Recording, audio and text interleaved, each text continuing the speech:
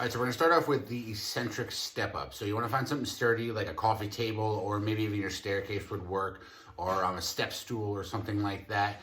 So basically what we're gonna do is we're gonna step up onto whatever it is that we're gonna use. I'm gonna use my coffee table behind me here, and we're gonna slowly lower ourselves to the floor from the top of the coffee table. So now if you've never done this before, this can be pretty challenging. So try it without a dumbbell or a kettlebell, whatever you have first.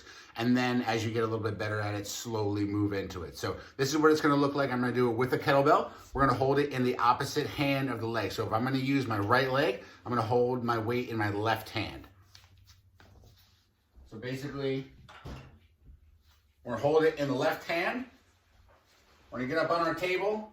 And then with my right leg, I'm gonna slowly go down, thinking about 4 to 6 seconds here. Let my knee track over my toe just a little bit and very softly land right on the ground. And then when I get back up, I'm gonna try and use as much of this front leg here as possible and step right back up. So one more time, we're gonna go very, very slow on the way down. Let that knee go over the toe a little bit. My chest is up nice and high, my eyes are forward.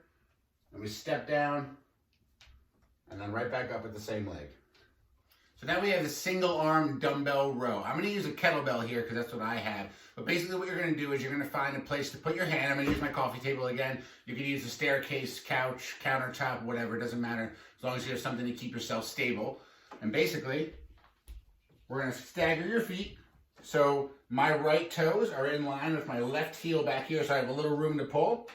Then I'm gonna take my kettlebell, one hand on the coffee table, make sure my back is nice and flat, my shoulders are tucked back and down. Then we're gonna pull it right to your side, not going any higher than this right here. Keep my elbows squeezing to my side, elbows back to my hip, and just about touching the ground on each one, right like so. My eyes are focused on my table the whole time. We're not gonna crank your head up too high.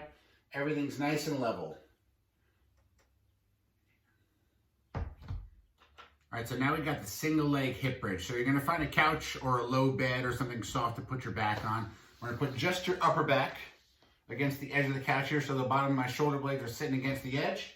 I'm gonna take both feet on the ground to start, and hands out to the side or even across your chest, whatever's comfortable. I'm gonna squeeze my butt up. I'm gonna keep my chin down and my eyes forward the whole time. And then we're gonna go on one leg. I'm gonna bring my butt just about down to the floor, and then squeezing it up. Keep my chin down, my eyes forward the whole time. Squeezing it on each one, get a little pause at the top on each one. Nice big flex at the top. All right, so we're gonna do our classic push-up here. So if you can't do a push-up on the floor, feel free to do them elevated on the couch, on the stairs, countertop, coffee table, whatever you have to do. Just make sure they're a little bit challenging. We don't wanna force these reps, but we do want them to be hard. So if we're gonna do a push-up, we're gonna go hands maybe just slightly wider than shoulder width.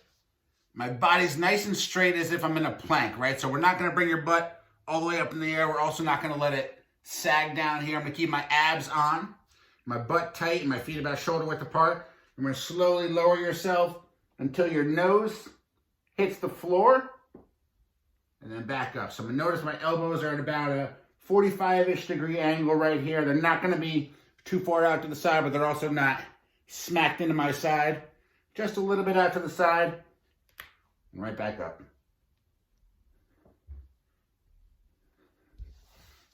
All right, now we're gonna do the dumbbell overhead tricep extension. So I have a kettlebell here with mine. So if you're gonna use a dumbbell, you kind of wanna make this shape with your hand, and you're gonna hold the dumbbell so the handle kind of fits right in between your thumb and index fingers here, and you can hold it straight over your head. So you'll be holding the dumbbell like this, right over your head. If you have a kettlebell, you can hold it upside down by the horns, just like so. So what we're gonna do is we're gonna take our weight, bring it up overhead. I'm gonna lock my shoulders out up overhead, keep my elbows in relatively tight, and we're gonna bring this all the way back down behind your head. Notice my elbows aren't changing position at all. We're just bending at the elbow and then coming back up. And we're just trying to extend those arms right over your head, keeping the elbows in tight, shoulders locked back and down on each one.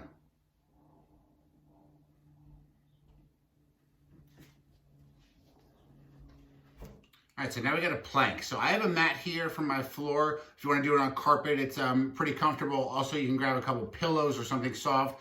sweatshirt even to put under your elbows just to make sure your elbows don't get beat up too bad. But basically we're gonna go on your elbows and we're gonna hold this position right here. So a couple important things to note. Notice I have a slight round in my upper back. I'm not gonna let my back hyperextend like this and let my butt sag. My chest is all the way up in the air, but I'm also not gonna bring my butt too high and round my back too much. I'm gonna keep everything relatively flat so my shoulders and my hips are right about in line. I have a little slight down angle towards my feet.